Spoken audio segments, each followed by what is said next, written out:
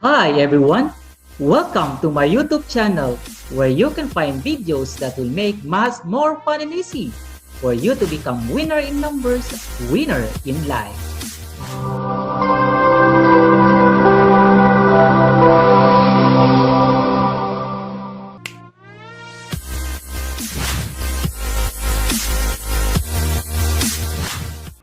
Hi! Once again, welcome to my YouTube channel. My name is Roel Carpio, a public school elementary math teacher and a coach in a division of Zamboanga City. If you are new to my channel, kindly hit the subscribe button down below. Don't forget also to like, share, and comment and suggest topics for my next videos for you to get a chance of a shout out in my next video. Gracias! This time, I would like to shout out to the first viewer who commented with the correct answers on the exercises on the video on how to solve word problems involving the sum of consecutive numbers. And she is no other than Cindy Chen Aragones. Thank you very much, Cindy, for your support to my YouTube channel. I hope that you will continue supporting my channel by watching my future videos. Thank you! In this video, I'm going to present to you techniques on how to solve H-word problems. Actually, this is almost related to my topic on the video on how to solve word problems involving the sum of consecutive numbers. You can find the link of that video below. Thank you. Now, let us have this first problem. Our first problem is Sandara is 8 years older than Jasmine. If the sum of their ages is 20 years, how old is each girl?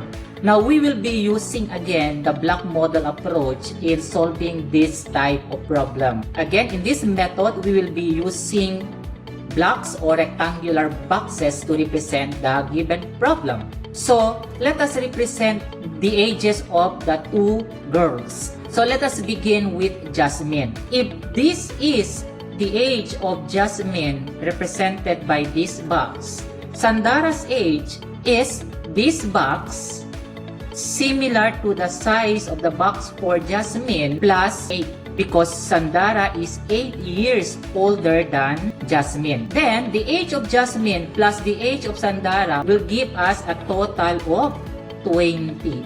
Now, before we can identify the value of each of these two empty boxes, so we have to take away first 8 from 20. So, 20 minus 8 will give us 12. So, meaning to say, this 12 will be distributed equally to two boxes.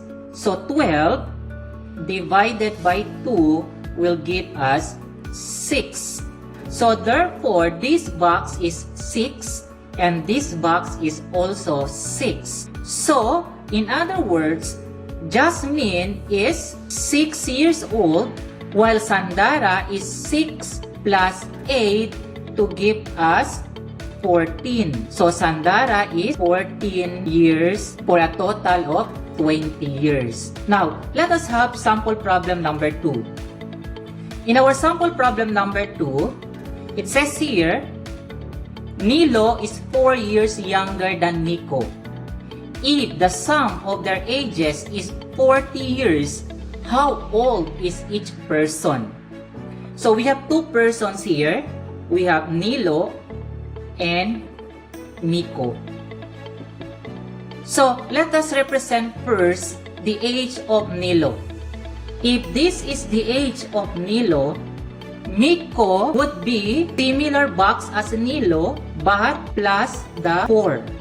Because Nilo is 4 years younger than Nico. So, in other words, it is Nico who is older than Nilo by 4 years. And the sum of these three boxes, 2 equal empty boxes plus 4 will give us 40. So, this is equivalent to 40. Now, before we can identify the value of each of these two empty boxes, we have to take away first 4 from 40. So, 40 minus 4 will give us 36. Now, this 36 will be distributed equally to two equal boxes that are empty. So 36 divided by 2 will give us 18. So this is 18 and this is 18. Now in other words, Nilo is 18 years old while Miko is 22 years old because 18 plus 4 is 22 years old. When we add 18 plus 22, it will give us 40 and the difference of 18 and 22 is 4. So, meaning to say we have answered the problem correctly. Nilo is 18 years old and Miko is 22 years old. Now, let's proceed to sample problem number 3. In our sample number 3, it says here, Shamara is 5 years older than Cindy. Cindy is twice the age of CJ. If the sum of their ages is 45 years, how old is Shamara? Let us begin by representing box for CJ's age. So if this is the age of CJ, Cindy's age is twice the age of CJ. So meaning to say that we have to represent Cindy's age using 2 boxes. While Shamara is 5 years older than Cindy. So in other words, the age of Shamara can be represented by 2 boxes similar to that of Cindy's age plus the 5. Because Shamara is 5 years older than Cindy. The sum of these 6 boxes is equal to 45. Now, before we can find out the value of these 4 equal boxes that are empty, we have to take away first 5 from 45 to give us 40. This 40 will be distributed equally to 5 boxes that are empty. So we have 40 divided by 5 will give us 8. So this is 8, this is 8, 8, 8, and 8. So in other words, CJ is 8 years old. Cindy is 8 plus 8, 16 years old. Shamara is 8 plus 8 plus 5, which is 21 years old. So, let's find out what is the sum of the ages of the 3 children. 8 plus 6 is 14 plus 1 is 15. Carry 1. So, we have 45 years. So, meaning to say, we are correct because the sum of the ages of the 3 children must be 45 years. And then, let's see if the sum of Cindy is twice the age of CJ's age. So, 8 times 2 is 16. Check.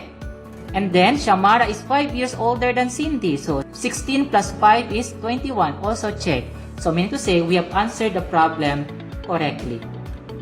Let's proceed to problem number 4. In our problem number 4, it says here, Daniel is twice as old as Sophia. Sophia is 3 years older than Kim. If the sum of their ages is 25 years, how old is each child? We have to represent first the box that represents the age of Kim. So, if this is the age of Kim, Sophia's age is 3 years more than Kim. So, in other words, Sophia's age is represented by this box similar to the size of the box for Kim plus 3. Then, Daniel is twice as old as Sophia. So, meaning to say that Daniel's boxes would be 2 empty boxes plus 2 also of 3. Because we have to twice the age of Sophia's age to get the age of Daniel. So twice this empty box, so 2 boxes. Twice also this 3, 2 of 3. So the sum of all of the boxes would be 25. Now, before we can identify the value of each of these 4 equal boxes that are empty, we have to take away first 3, 6, 9. 9 from 25 to give us 16. Now that 16 will be distributed equally to 4 boxes. So 16 divided by 4 will give us 4. So meaning to say this is 4, this is 4, this is 4, this is also 4. In other words, Kim is 4 years old, Sophia is 7 years old, while Daniel is 14. Now let us find out if the sum of the ages of the 3 children is 25. We have 11 plus 4 is 15. Carry 1, so you have 25. Now, let us take a look also at the age of these 3 children. According to the problem, Sophia is 3 years older than Kim, so 4 plus 3 is 7. Check. And then, Daniel is twice as old as Sophia. So, 7 times 2, 14. So, check. So, meaning to say, we have answered the problem correctly. It is now your turn to answer the following exercises. All you have to do is to try to solve the given word problems. And then, if you are done answering, you may comment your answers on my Facebook page or my Twitter account for you to get a chance of a free shout out on my next video. Using the tag, problem solving age problem. So these are the 2 problems for you to answer. Number 1, Janelle is 2 years older than Jessica. If the sum of their ages is 24 years, how old is Janelle? Number 2, Abdul is 9 years older than Hakim. Hakim is twice as old as Farhana. If the sum of their ages is 34 years, how old is Abdul?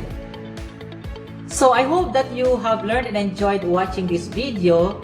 See you again on my next video. Thank you.